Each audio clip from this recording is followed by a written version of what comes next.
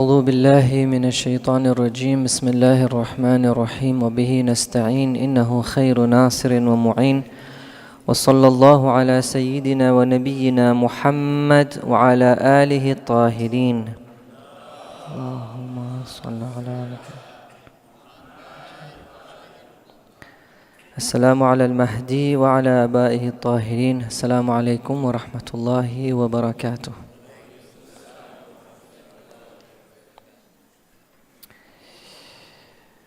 Mes condoléances à l'imam de notre époque, Imam Sahib al-Zaman, à tous nos maraji, tous nos ulama et à vous tous pour le décès, le wafat de Bibi Khadija alayhi salam. Bibi Khadija était une personnalité très importante dans l'histoire de l'islam. Elle était très chère au prophète, le prophète l'aimait beaucoup. Quand elle est décédée, c'était vraiment une douleur profonde dans le cœur du prophète. Le prophète a beaucoup pleuré et il a toujours pensé à Bibi Khadija, même après des années après sa mort, même après qu'il s'est remarié avec d'autres femmes, il pensait toujours à Bibi Khadija. كانت خديجة أول من آمن بالله ورسوله وصدقت بما جاء من الله. C'était la première femme qui a accepté le message de Allah et du prophète. Elle a cru au prophète. Elle a soutenu le prophète dans sa mission. Elle a allégé le fardeau du messager d'Allah. C'était vraiment un soutien pour le prophète. Dans ces années difficiles, très difficiles, tout le monde avait mis le prophète à l'écart. Il était humilié, on le respectait plus. On l'attaquait parfois physiquement, verbalement, mais Bibi Khadija était toujours là à ses côtés. Tellement il lui a soutenu que le prophète pensait à elle après des années. Tellement il pensait à elle, tellement il parlait d'elle aussi, qu'on a par exemple une des femmes du prophète, avec qui il s'est marié plus tard, qui s'est plaint un jour au prophète. Elle a dit, mais pourquoi tu parles toujours de Khadija? Et le hadith, il dit, j'ai pas amené tout le hadith. Le hadith, il dit que le prophète s'est fâché. Le prophète s'est fâché. Et puis à un moment, il a pris cette femme et il a dit, Lastil qa'ila, c'est pas toi qui as dit qu'anna laysa fil ardi imratun illa Khadija? Comme s'il n'y a pas d'autres femmes dans le monde à part Khadija? Mais oui, il n'y a personne comme elle. Laqad amanat bi idha kafara bi qawmuk. Quand ton peuple m'a rejeté, elle m'a accepté. وَقَبَلَتْنِي إِذَا رَفِضَنِي قَوْمُكَ. Elle m'a accueilli, elle m'a soutenu quand ton peuple m'a repoussé. وَرَزَقَتْ مِنِّي الْوَلَدْ إِذَا حُرِمْتَ مِنِّي. Et avec elle, j'ai eu des enfants, et pas n'importe quel enfant. Fatima Zahra, salamu alayha, alors que Allahumma salli ala Muhammad wa ala Muhammad. Alors que toi, tu n'as pas eu ce tawfiq d'avoir un enfant de moi. Je m'excuse.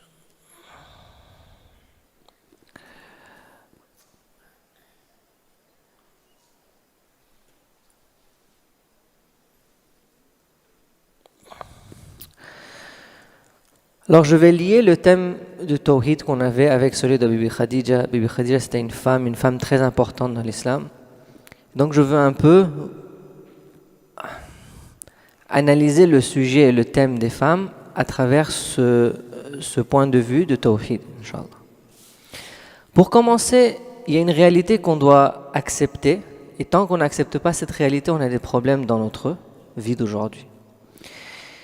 Dans le monde dans lequel on vit, il y a un nouveau Rabb qui se considère comme Ana Rabbukumul A'la. Je suis le plus grand de vos Rabbs. Je suis le grand Rabb. Ce Rabb, aujourd'hui, il nous dicte comment on doit vivre. Il nous dit qu'est-ce qu'on doit croire, qu'est-ce qui est bien, qu'est-ce qui est mauvais. C'est lui qui nous dit, il nous impose que vous devez accepter ça comme vérité, et d'autres choses comme une imagination, comme quelque chose qui est batil, faux. Il y a un moment où ce rob utilisait la force physique. Il colonisait les pays. Il dominait avec la force militaire et physique, avec des pressions économiques et des stratégies pareilles. Aujourd'hui, ce même rob est toujours présent, il existe toujours, mais il utilise une nouvelle stratégie. Bien que sa stratégie de colonisation existe toujours, on l'appelle plus colonisation, on appelle libérer les pays. C'est un changement de nom, mais le concept c'est le même. Mais plus que la colonisation physique des pays, ce nouveau rob essaie de coloniser l'esprit des gens en utilisant les réseaux sociaux, en utilisant les médias, en utilisant la technologie, l'intelligence artificielle, le système éducatif, etc., etc. En utilisant ces nouvelles méthodes, il essaye d'imposer ses croyances, ses valeurs, son mode de vie. Il nous dicte ce qu'on doit faire dans notre vie de tous les jours. J'appelle ce nouveau rob la mentalité occidentale. On peut discuter là-dessus. J'avais fait, je pense, une conférence avec les jeunes il y a 4 mois là-dessus. On a vraiment discuté ce sujet en beaucoup de détails. J'appelle ça la mentalité occidentale. La raison occidentale, c'est parce que cette mentalité de dominer physiquement et dans les esprits des gens, c'est quelque chose qui vient de l'Occident. D'accord ? Comment ça s'est passé, ça vient d'où, quelles sont les philosophies derrière ça, et tout ça, c'est une longue histoire, on ne va pas rentrer là-dedans. Ce qui est important pour nous, c'est de savoir qu'il y a un vrai conflit entre ce rob et notre rob, celui qui est supposé être notre rob. Pourquoi ?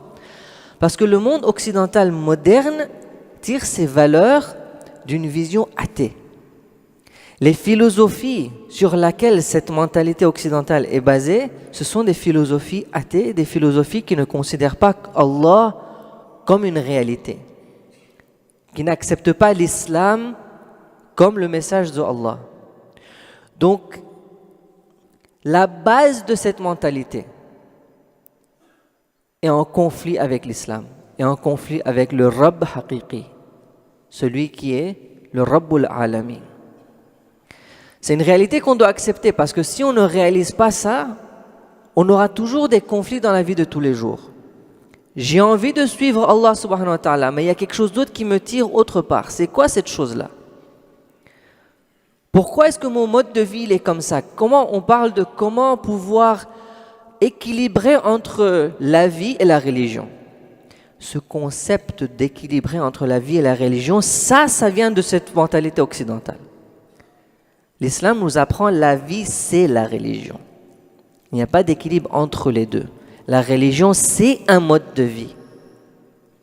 Mais parce que cette vision occidentale nous a fait penser que la religion, c'est quelque chose de séparé de notre vie, la question vient d'accord. Alors comment je fais pour satisfaire mon Rabb, Rabbul Alamin, mais aussi satisfaire les autres besoins de ma vie, les autres gens de ma vie? Comment faire pour rester dans les trends et être cool, mais aussi plaire Rabbul Alamin? Et on est toujours dans ce conflit.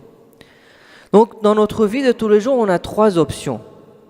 On a l'option de kufr, et on dit, tu sais quoi, moi je veux vivre bien dans ce monde, je veux m'amuser, je veux m'éclater. Dieu, tout ça, c'est des histoires. L'autre option, ce que beaucoup de musulmans ont choisi aujourd'hui, c'est de faire shirk. De dire que j'accepte Allah, mais je vais essayer d'équilibrer ça avec ces autres opinions, ces philosophies, cette manière de vivre. Donc on va voir des musulmans qui sont musulmans de nom, qui font namaz, qui jeûnent, qui vont pour le hajj, mais le reste de leur vie n'est pas très différente d'un non-musulman. En fait, si on ne voyait pas le côté ibadat et rituel de cette personne, on n'aurait pas dit que c'est un musulman. On n'aurait pas dit que c'est Allah qui a fait son plan de la vie. On n'aurait pas dit qu'il suit la guidance islamique. Oh, c'est quelqu'un qui vit comme tout le monde. Pas de différence. La troisième option, Ya ayyuhalladhina amanu istajibu lillahi idha da'akum lima yuhyikum. Répondez à l'appel d'Allah. L'appel d'Allah, c'est ça. Dans une situation pareille, où vous avez un Rabb qui insiste que vous lâchez votre vrai Rabb, il faut faire istiqama. Innal ladina qalu rabbuna Allah. Ceux qui disent que notre Rabb, ça devait être Allah. Thumma istaqamu. Et puis ils persévèrent. Là, ils sont solides là-dessus. Allah, c'est mon Rabb. Je vais faire tout ce que je peux. Le monde entier va essayer de m'égarer, mais moi, je vais faire mon mieux pour rester là-dessus. Quand je parle de Ana Rabbukumul A'la, mais vraiment, on vit dans un monde où cette mentalité essaie de nous faire croire que c'est ça la vie idéale. C'est pour ça que tout le monde dit, c'est où la belle vie? Où est-ce que je peux avoir un succès? Où est-ce qu'on veut envoyer nos enfants? Là-bas. Pourquoi? On voit la pauvreté là-bas. On voit les difficultés là-bas. On voit l'oppression là-bas. On voit le fait qu'ils ne suivent pas, par exemple, les droits de l'homme, seulement les droits de certaines personnes, pas de tout le monde. On voit toutes ces mauvaises choses. Mais quand même, on se dit, cache, on habitait là-bas. Cache, on allait là-bas. C'est devenu un Rabb pour les gens. Un Rabb qui nous dit quoi faire dans la vie. Et une des choses que ce Rabb utilise pour attirer les gens, c'est le féminisme. Vous êtes en train de sourire. Est-ce que j'ai dit quelque chose de mauvais? Pas encore. Donnez-moi la chance. Ça va devenir pire. Non, mais vraiment, si vous n'êtes pas d'accord avec quelque chose, soyez libre. Vous pouvez donner votre idée, votre opinion. On peut discuter, Inch'Allah. Pas de problème du tout. Cette mentalité occidentale nous pousse cette idée du féminisme. Alors c'est quoi le féminisme? Déjà, le féminisme, c'est un mouvement qui a commencé pour protéger les femmes. C'est une très bonne chose. Il faut protéger les gens. Si quelqu'un est opprimé, s'il y a un groupe de gens dans la société qui a été opprimé, il faut les aider, il faut les soutenir. C'est une très bonne chose. C'est un mouvement qui pousse pour l'égalité des hommes et des femmes, que ce soit les droits, que ce soit dans la politique, que ce soit social, économique, il pousse pour ça. Mais ce qui s'est passé, c'est qu'un mouvement qui a commencé peut-être avec une bonne intention, il faudra voir l'histoire, que vraiment est-ce qu'il y avait une bonne intention là-dedans ou pas. Mais si vraiment ce mouvement a commencé pour protéger la femme, aujourd'hui ce mouvement c'est plus ça. Aujourd'hui ce mouvement c'est devenu une mentalité, une idéologie. Une idéologie qui pousse à nous faire croire que les hommes et les femmes sont les mêmes. Il n'y a pas de différence entre hommes et femmes. Ils ont tous les deux les mêmes compétences, les mêmes potentiels, les mêmes rôles, les mêmes responsabilités. Il n'y a pas de différence entre hommes et femmes. C'est devenu une idéologie qui nous fait accepter ça. Et si quelqu'un vient devant pour parler de ça, on commence à rigoler. Tellement c'est devenu quelque chose de rentrer dans nos têtes qu'on n'arrive même plus à en parler. Vous savez, pour moi, c'est très stressant de venir parler de ça. Tellement le monde aujourd'hui est devenu sensible à ce sujet qu'on n'arrive même pas à en parler.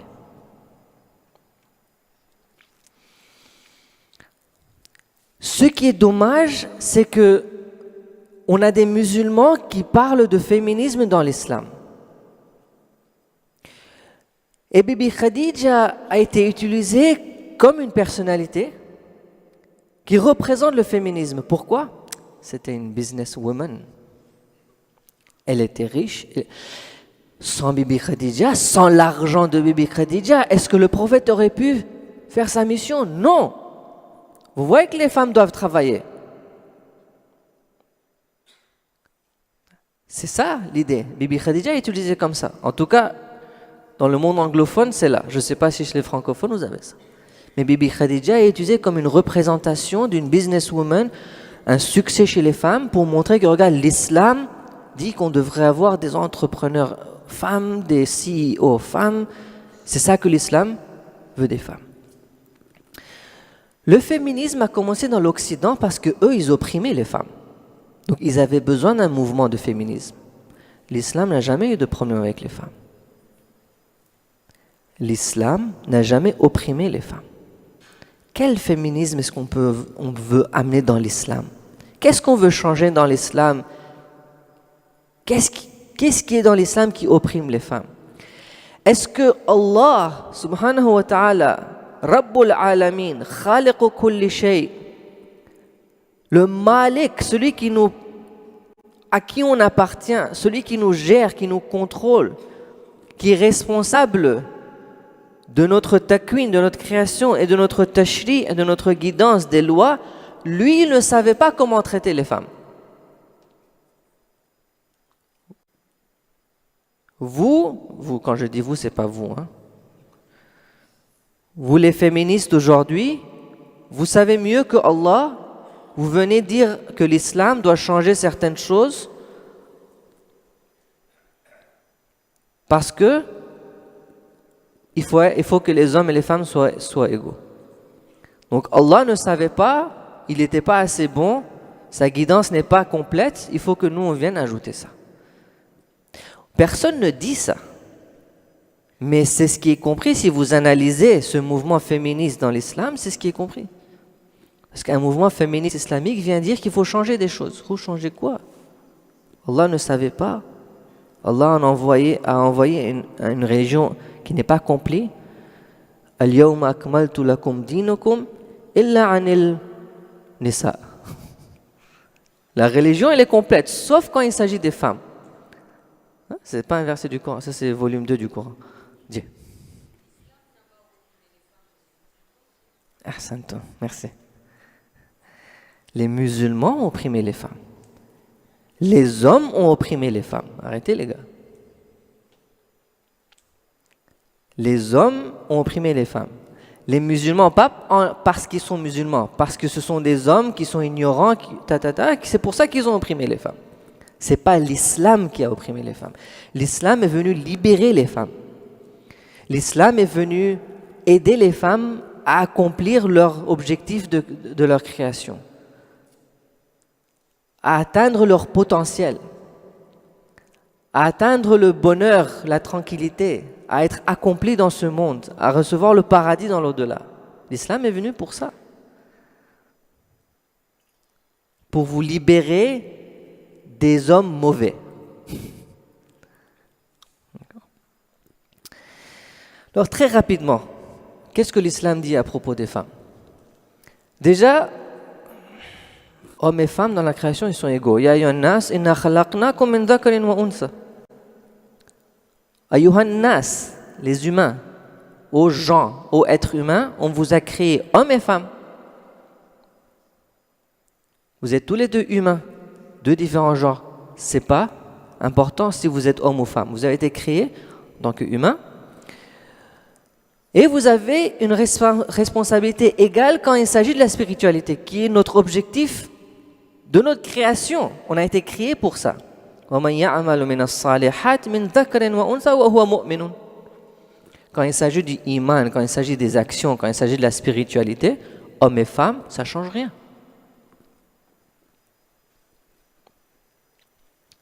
Quand on parle d'égalité, oui, d'après l'islam, l'homme et la femme sont égaux. Ils ont les mêmes objectifs d'existence. Ils peuvent tous les deux atteindre les mêmes rangs spirituels. Ce verset qui est devenu très fameux dans les réseaux sociaux. Innal muslimina wal muslimat wal mu'minina wal mu'minat wal qanitina wal qanitat wal sadiqina wal sadiqat. Pourquoi Dieu il répète le masculin et le féminin ici? Peut-être pour insister au fait que, rappelez-vous, ça ne change rien. Ce qui est important, c'est le islam, le iman, le sidq, le salat, le qiyam. Ça, c'est important. Maintenant, juste pour vous rappeler, je vais donner les deux côtés. Il y a le mu'minin ou le mu'minat. Le muslimin, muslimat. D'accord? Pour eux, pour tous les deux, le verset en arabe n'est pas venu, Allah a préparé pour eux un pardon. Lahum maghfiratun wa ajrun azim.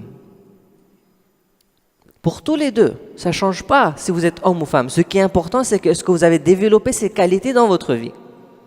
Si vous avez développé ces qualités dans votre vie, vous allez atteindre le même paradis, le même pardon de Allah. Ça ne change rien.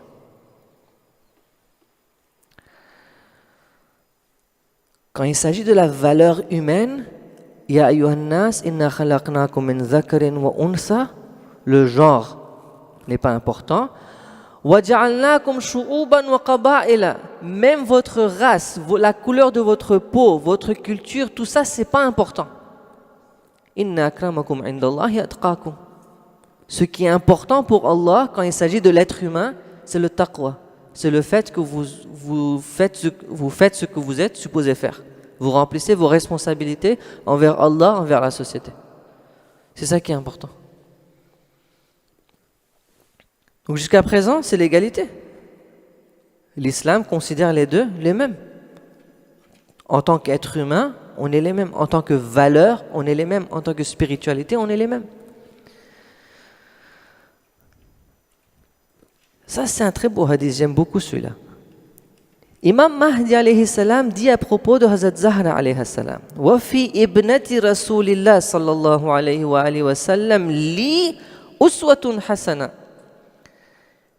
Hazrat Zahra est pour moi, sahib al-zaman, pour moi un uswatun hasana, un modèle excellent.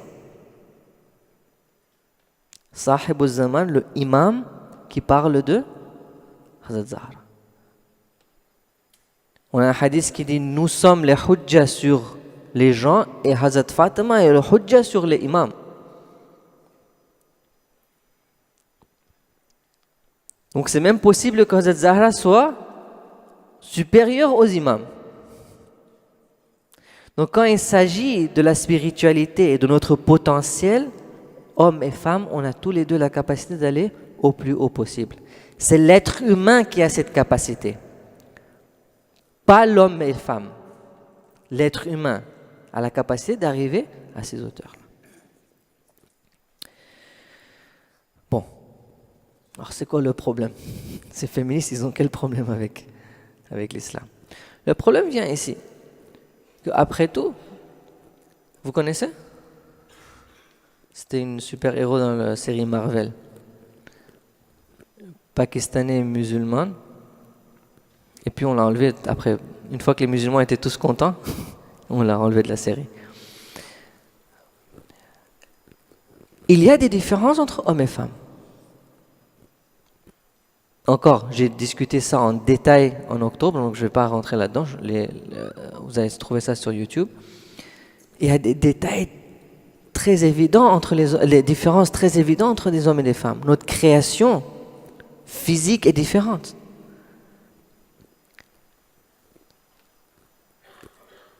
En termes de biologie, on est différent. Notre force physique est différente. Nos émotions sont différentes, nos hormones sont différentes. Nos capacités physiques sont différentes. La densité de nos os, la masse de nos muscles. Des recherches scientifiques montrent que même le cerveau ou l'intelligence des hommes et des femmes est différente. Je n'ai pas dit un est supérieur à l'autre, j'ai dit différent. Supériorité, ça vient avec la valeur. Il n'y a pas de problème qu'on soit différent, tant qu'on a la même valeur. On est différent dans notre création, on a été créé différemment. Et parce qu'on a été créé différemment, Allah nous a donné des différentes ahkam, là où c'est nécessaire, nous a donné des différentes responsabilités, là où c'est nécessaire. Ça serait injuste de notre Rabb s'il nous donnait une création différente, mais les mêmes rôles et responsabilités. Il me donne à moi en tant qu'homme la force physique, mais il vous donne la même responsabilité physique aux femmes qui ont moins de force physique. Ça serait injuste du Rabb. Les lois islamiques sont basées sur la réalité, sur le haqq. On a été créé différemment, notre création physique, émotionnelle est différente, donc nos responsabilités et les lois, là où c'est pertinent, sont différentes. Les hommes atteignent leur perfection de leur façon, les femmes atteignent la même perfection, mais de leur façon. La femme dans leur fémininité, l'homme dans leur masculinité.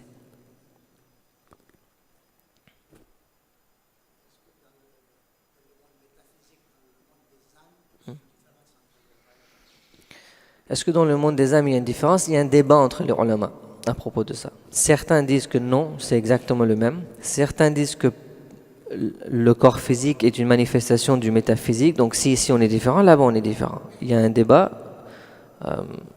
C'est vraiment... Il n'y a pas de conclusion.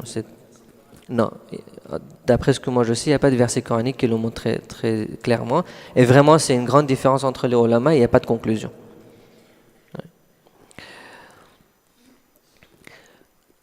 Ce que vous devez savoir, c'est que malgré le fait qu'on est différents, les médias aujourd'hui, rappelez-vous, ils sont en train d'essayer de nous imposer, de nous dicter une façon de voir les choses. Les médias nous ont fait croire que malgré le fait que les hommes et les femmes sont différents dans leur création, ils devraient avoir le même rôle, les mêmes responsabilités, et que vous les femmes, votre succès, c'est d'être comme les hommes. Donc déjà, ça, c'est admettre le fait que eux, ils sont standard et que vous devez être comme eux. Pourquoi est-ce que les femmes devraient être comme les hommes quand ils sont différents? Et pourquoi on ne dit jamais que pourquoi les hommes ne sont pas comme les femmes?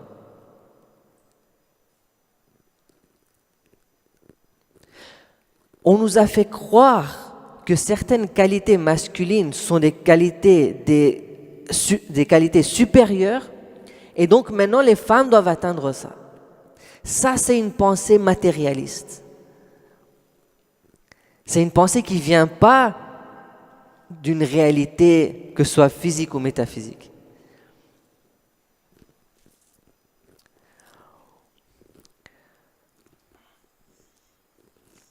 Alors, il y a des différences, et l'islam accepte ces différences. Bon, je ne vais pas amener tous les hadiths, il y a beaucoup de hadiths là-dessus, il y a beaucoup d'ayats du Coran. Mais en général, la femme a un rôle important. La société ne peut pas fonctionner sans la femme. La société ne peut pas fonctionner, l'homme ne peut pas continuer dans sa vie sans la femme. Les enfants ne peuvent pas grandir sans la femme. La famille ne peut pas exister sans la femme.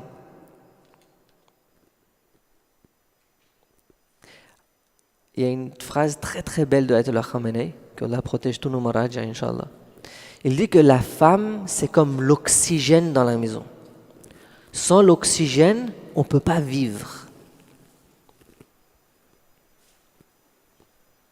C'est très intéressant, juste en parenthèse rapidement, cette même personne qui est accusée d'être un dictateur, allez voir, pour ceux qui comprennent le farsi, allez voir ce que lui il dit à propos des femmes. Parfois, ça nous fait peur à nous que c'est trop là. Mais vraiment, Ayatollah Khamenei a certaines opinions à propos des femmes qui est très très différent. Si les Occidentaux savaient ça, ça aurait créé un nouveau mouvement, une révolution.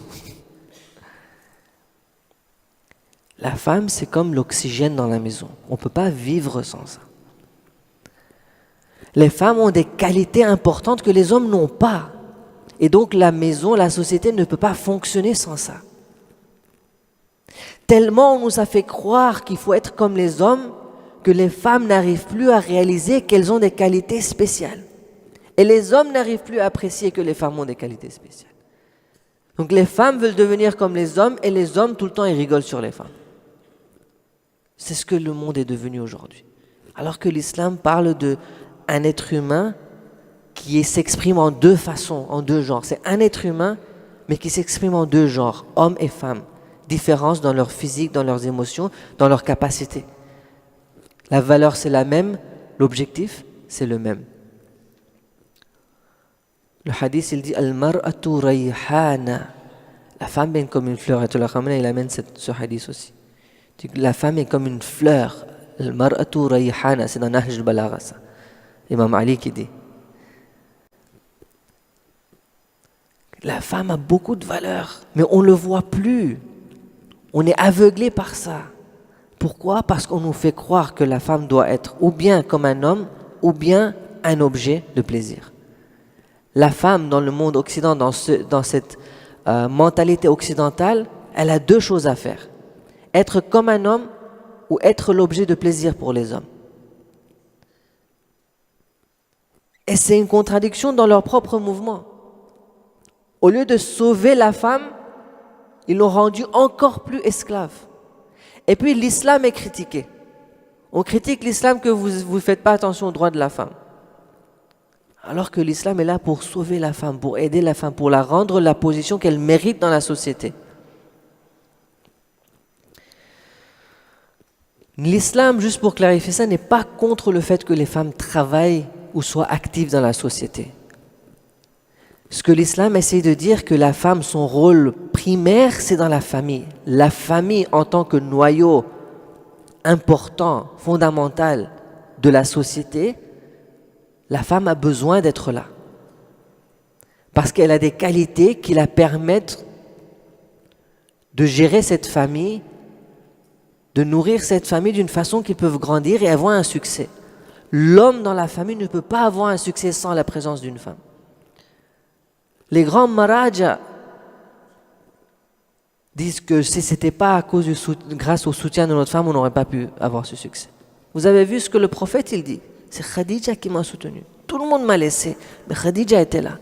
Le prophète n'a pas dit Khadija c'était une businesswoman, c'était un CEO, elle m'a soutenu, elle a dépensé tout son argent pour l'islam. Pour me soutenir moi. La famille a besoin de la présence de la femme. L'islam dit ça, c'est très simple. L'islam dit, la famille a besoin de la présence de la femme. Si vous pouvez travailler, être actif dans la société et aussi prendre soin de votre famille, alhamdulillah, super. Mais si vous devez choisir un des deux, donnez priorité à la famille, parce que si ce n'est pas vous, il n'y a personne d'autre pour le faire. Qui d'autre va prendre cette famille en charge? Qui va prendre soin des enfants? Qui va nourrir cette famille, cet environnement familial? Qui va amener cet amour dans la famille? Les enfants ont besoin de cette émotion, de cet amour pour grandir dans un bien-être mental, psychologique. Ils ont besoin de ça. Les papas, ils ne peuvent pas. Les hommes ne peuvent pas. C'est très difficile pour un homme de faire ça. Ils vont essayer. Hein. Vous-même, vous allez rigoler. Et laisse tomber, je vais le faire moi-même.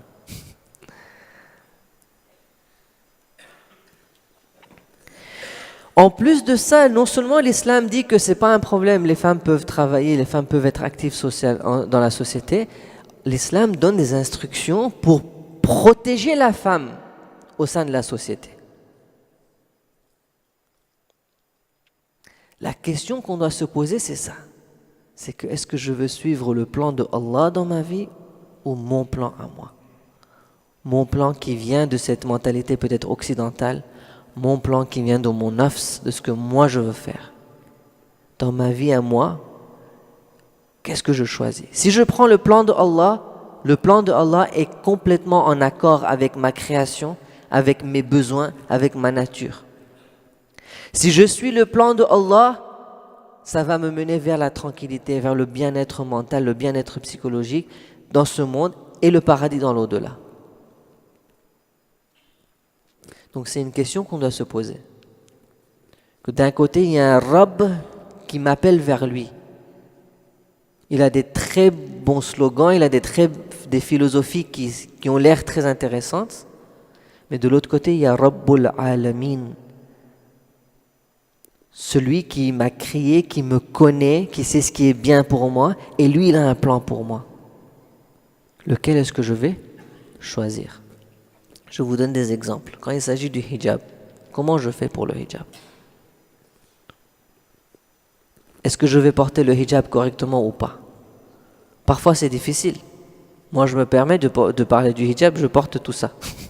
Je sais que c'est lourd, je sais que c'est difficile. Le hijab c'est pas facile, mais c'est pour la protection de la femme. Allah sait pourquoi il faut protéger la femme. Certaines femmes vont dire, mais bon, les hommes, ils baissent leurs yeux. C'est leur problème. Quand vous sortez de la maison, vous dites aux gens, vous ne venez pas voler ma maison. Moi, je laisse la porte ouverte. Vous ne volez pas. Les instructions doivent aller des deux côtés. D'un côté, le Coran est très strict là-dessus. Baissez vos yeux. Mais dit aux femmes, vous aussi couvrez-vous. On ne peut pas dire à une personne ne vole pas et de l'autre côté, je ne protège pas mes affaires. Je dois me protéger. L'autre aussi il a une responsabilité. Moi aussi j'ai une responsabilité. Moi j'ai un trésor. Je vais protéger, je vais fermer mon trésor. Et l'autre aussi il a la responsabilité de ne pas venir voler ce trésor. Chacun a sa responsabilité. Le hijab est très très important. C'est pour votre protection. C'est pour votre protection personnelle. C'est pour la protection de votre famille, de votre couple. La protection de la société en entier. La mixité, même chose. L'islam dit ne vous fréquentez pas si vous n'êtes pas mahram. Oui, mais on est marié. C'est pas grave si vous êtes marié. Les femmes, vous ne comprenez pas la psychologie d'un homme. Et vous n'allez jamais le comprendre. Si vous ne vous protégez pas et vous allez dans la société, vous allez entre les gens, même si ce sont des amis, allez dans les réseaux sociaux aujourd'hui, allez voir. Les meilleurs amis vont trahir, vont tromper leur ami. C'est pas parce que quelqu'un est votre ami que vous pensez c'est bon, je peux socialiser avec lui, il va rien faire. L'être humain a des désirs, l'être humain, il y a Shaitan qui est là, il y a le nafs qui est là, faites attention. Ça c'est le plan de Allah. L'équilibre entre le travail et la famille. L'islam a un plan là-dessus. Avoir des enfants. L'islam a un plan là-dessus. Moi, en tant que femme, est-ce que je vais accepter ce qu'Allah veut de moi? Le prophète dit, ayez beaucoup d'enfants, je serai fier de vous le jour du jugement. Est-ce que je vais sacrifier mon travail pour que je puisse avoir des enfants et faire talbiya de ces enfants? Ou je vais dire que non, moi je veux travailler. C'est pas un problème, je veux travailler. Ma question c'est ça. Et posez-vous cette question honnêtement. Ne répondez pas, ne donnez la réponse à personne d'autre, à vous-même. Je veux travailler, pourquoi? Parce que je crois à cette idée que mon succès, c'est dans le travail. Que si j'ai un bon travail, si j'ai un succès dans mon travail, donc j'ai un succès dans la vie. Si c'est pour ça, je vous demande de réfléchir dessus de nouveau. Parce que ça, c'est que vous avez accepté l'idée de ce nouveau Rab. Mais si votre idée c'est non, j'ai du temps, j'ai des compétences, je peux servir la communauté, en travaillant, je peux ramener de l'argent dans la maison, je ne compromets aucune autre responsabilité, pourquoi pas? Alhamdulillah, super, pas de problème. Donc pourquoi est-ce qu'on veut travailler? C'est important. Cette question, c'est une intention que seule la personne le sait. On peut juger personne. Ma responsabilité en tant que femme envers mon mari. Il y a certaines choses que Allah nous a demandé de faire. C'est une responsabilité. Est-ce que j'accepte cette responsabilité ou pas? Je ne parle pas seulement aux femmes. Votre responsabilité envers vos femmes. L'islam n'a pas que des instructions que les femmes doivent faire ceci et cela. Il a des instructions envers les hommes, comment vous devez vous comporter envers vos femmes. Envers votre épouse, envers votre maman, envers vos filles. Non, ce n'est pas seulement à eux. Le plan de Allah pour les femmes, ça vous concerne vous aussi. Il y a des hadiths très très sévères dans le Coran. Il y a des hadiths très très sévères. Faites attention à ne pas faire dhulm sur une personne qui n'a nul autre que Allah pour les protéger. L'homme a une force physique dans la maison. Wal'iyadu billah, que Allah nous protège de ça. Parfois, les hommes utilisent leur force physique envers leurs femmes ou leurs enfants. Physiquement parlant, la femme a moins de force. Physiquement, elle est inférieure en termes de force physique. Au sein de la maison, son protecteur, c'est son mari, c'est son père. Si le mari et le père vont utiliser la force physique contre leurs femmes et leurs enfants, Ça veut dire que cette femme et cet enfant n'a personne d'autre que Allah pour les protéger. Et donc, quand je fais ça, je suis en guerre contre Allah lui-même. C'est le hadith qui lui dit. C'est sérieux. Protégez vos femmes. Prenez soin de vos femmes. Ça, c'est le plan de Allah. Quand je me trouve dans une situation où je ne suis pas content du comportement de ma femme, la première question que je me pose, c'est quoi? Qu'est-ce que Allah veut que je fasse dans cette situation? Pas qu'est-ce que moi je veux faire. Moi, je veux faire ça. Qu'est-ce que Allah veut que je fasse? Et la première chose qu'Allah va dire, c'est baisse ta main. Ne lève jamais ta main envers ta femme. En tant qu'homme, ma responsabilité envers ma maison, envers mes enfants, Al-mar'atu rayhana wa laysat biqahramana. La femme, c'est une fleur, il faut la protéger, il faut l'apprécier.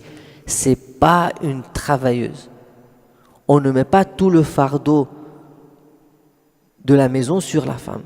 Que c'est toi qui fais tout, c'est toi qui cuisines, c'est toi qui gères la maison, tu nettoies, tu fais tout. Non, c'est pas une responsabilité islamique.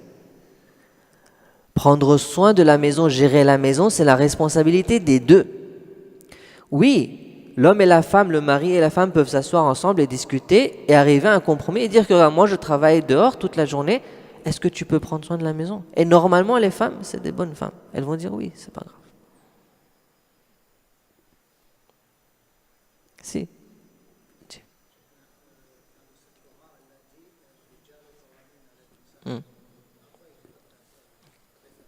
Okay. Il y a un verset du Coran, Ar-rijalu qawwamuna 'ala an-nisa bima faddala Allahu ba'dahum 'ala ba'd. Je dis ça rapidement, le temps il est fini, je réponds à la question. C'est bon? Je peux rapidement? Le verset dit que les hommes sont qawwam sur les femmes. Bima faddala Allahu ba'dahum 'ala ba'd. Alors ce verset-là, je l'ai bien détaillé dans notre conférence de masculinité que j'avais fait pour les hommes.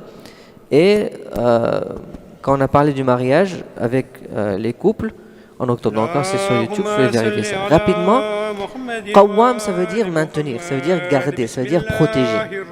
Les hommes ont été donnés la responsabilité de soutenir, de protéger, de maintenir leurs femmes parce que Allah, bima faddala Allahu ba'dahum 'ala ba'd, parce que Allah a donné certaines qualités à l'homme qu'il n'a pas donné aux femmes.